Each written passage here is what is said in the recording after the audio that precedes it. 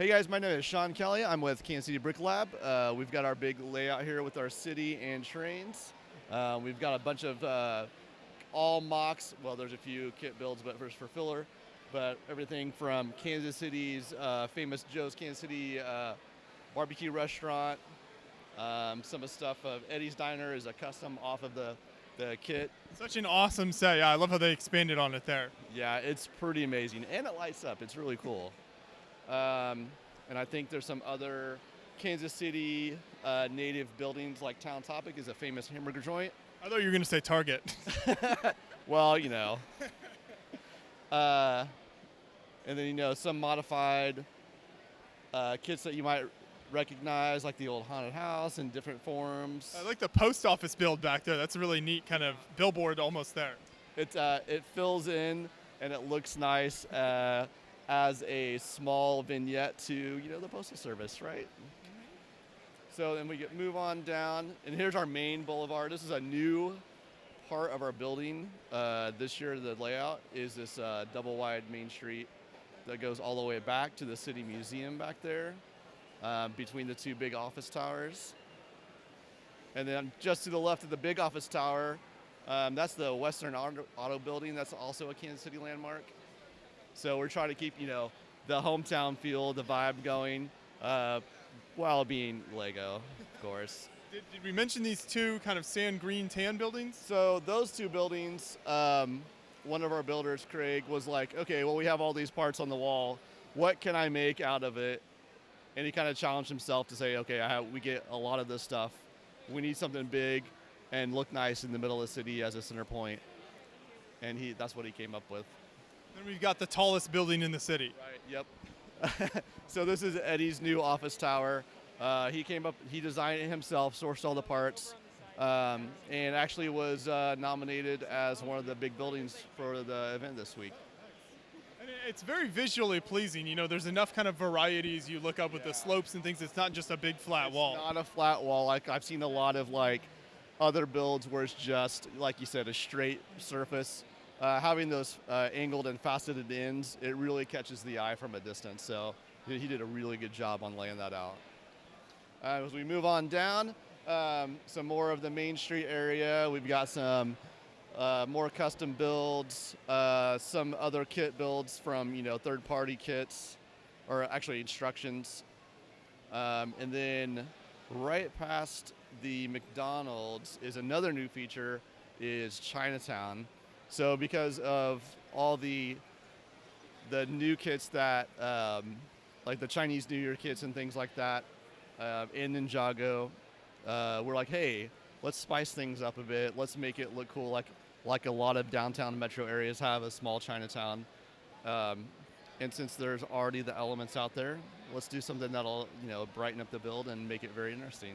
I love this. And you've got kind of like the gateway there to, you know, something that's so iconic that a lot of people will recognize from Chinatown type areas. Exactly. And it's really important to get those elements that already exist and even making new one, you know, making new designs to get that recognition, because to fit the theme, it's very important. Those little details. This lime green building here is fantastic. It is. Craig did most of these, and he did a lot of research and trying to get like, okay, what does the design of those authentic buildings look like? And like the tile work and the coloring, you know, of course red, because that red is the Chinese luck color, a lot of that. And I'm guessing the green just because of the contrast. It makes it pop, it really does. He did a fantastic job on that. Really impressed. And we probably will expand it out a little bit more. And we move on down. We've got, actually there's some, one of our builders did these double-sided buildings. Which, that's true. There's like a small alley there, isn't there? So it actually makes an alley, which actually lends to the Chinatown feel, because there's always like little alleys that people have little shops or houses in. And there's what happenstance, and we used it. We move on down. Another Kansas City landmark is that Gates Barbecue. One of our builders, Nathan Schwabe, did that one, as well as the Joes down there. Just if you come to Kansas City, you know it's all about barbecue. So we have to represent hometown, right? It's making me hungry talking about it. And then on down, we've got a few older builds that we've had before. You guys might recognize we have a little bit left over from when we did the big, um, wow, Who Framed Roger Rabbit build from Brick World a few years ago. Some of our bigger buildings we left together because they fit within their city. So we kept with it because also it's a reminder of, that big giant build that we did. As we walk around, I think we had a contest in the lug to do food trucks because it seems like over the last 5 or 7 years, food trucks have just been popping up everywhere, all across the nation, right? Everybody loves food trucks. Oh my God, it's the best stuff. You guys are really making me hungry talking. From Chinatown and the barbecue, all the food. It's like we're gonna have to go eat after this, guys. And then we got a nice standalone Lego store, which it may be the first standalone Lego store ever. I don't know. Like the guy going in with the top hat and cape. Oh yeah, he's the rich guy in the neighborhood. He's gonna buy up all the kits. And then around past here, we started getting into the neighborhood. So I think there might be one kit in there, an older house, but the rest of them are all mocks. We really try to focus on the mock building because we want that creativity, and everybody loves, especially the kids love seeing the intermixing of all the little details, the stuff that they recognize from out in the world into the builds, and maybe based on kits they have, and so they kind of recognize parts of like, oh, I've got that part here, whatever, and especially the minifigs, they love all that stuff. On down there is one of the farms that I built. We did a Smallville for Kansas City Comic-Con years ago, and that's actually based on the actual farm in Canada where they did the exterior shots for Smallville. And I've used it for other stuff. I used it in our tornado build that we did 2 years ago. If we can walk around the corner, we'll take a look at some of the trains down here as well, because obviously the city is most of the build, but there's these fantastic trains that run around it. So the train stuff, we kind of don't really tout ourselves as a train lug, but we like the idea of the motion, and we want to have, the motion, the trains moving through, and somewhere to showcase the guys that do like to build trains in our lug. I'm one of those guys. I help build all the track and stuff too.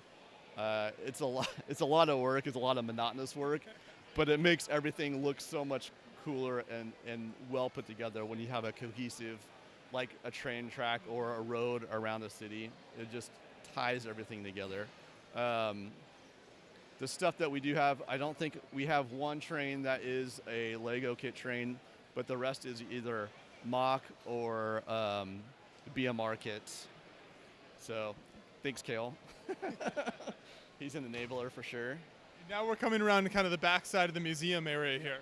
So this is one of our other builders. This is a work in progress. It's just a shell right now. Jeremiah Barrett is going to do a full interior on that and probably have it as a standalone display at some point. But he got it ready just in time to ship with us up here.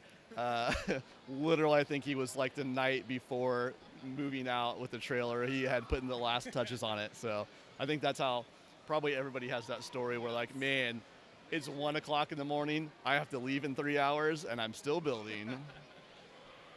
And then on down here, of course, some custom freight containers that are really cool, really popular. Like I was saying earlier, people come by and like, oh man, look, it's Pokemon. Yeah, dude. And Umbrella Corp, Harry Potter. The Space Force container, they're probably carrying some like future weaponry there. Yeah, that's totally what's in there. It's and Stark Industries, of course. Some really cool stuff. So on here we had and this one was from, I can't remember, Shawn did it, and I believe it was from a post-apocalyptic display. But abandoned warehouse. Every town has an abandoned warehouse, right? So we got that going for us. And that's right next to, of course, our lake, which has way too many boats on it for anybody's public safety. Batman's in there. Let's see who else is. Oh, I thought we had a shark. Oh yeah, there's dolphins and sharks, of course, right by the beach. It's good times. Of course, the fishing shop, and we have an alternate fishing shop build. And of course, the water flows down into this waterfall over here into the valley, where the train bridge and road bridge go across the city. It's not a train layout without a bridge of some kind. You gotta have that depth. Like, if you're thinking about doing a city layout, and I don't know, if some people have less members than others, but if you got more members, think about doing some variance in the terrain. It really adds a lot to the display, and trying to incorporate as much real world nature and goofiness of Lego that can only Lego can do into a build is super impressive, or it's super important, especially with kids. You got to have all those little elements, like, I don't know, people walking around doing stuff, or character, a lot of the Marvel characters and stuff, or Star Wars characters. A zombie polar bear apocalypse happening.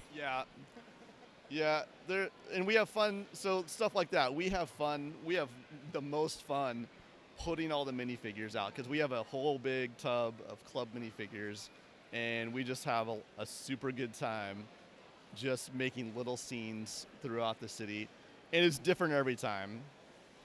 So how many people do you know were involved in this total? For this build this weekend, I think it was about 15 people contributed in some way or another, everywhere from maybe a building to a big section to a tall building to some vehicles. And that's something that's so cool about these train layouts. So for anyone watching, whether you might be in the Kansas City area and can participate with your group, or just any train layout in general, even if you don't have a lot to contribute, maybe just a building or two, you can still be part of this. That's right. It's like, that's the one thing that I really like about these the city layouts is, if you're a car builder, you can put some cars on there.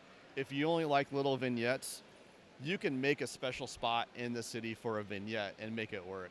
If you like I liked them, I did all the trees, and I like, because it makes the reality of a city pop, is having the wildlife, right?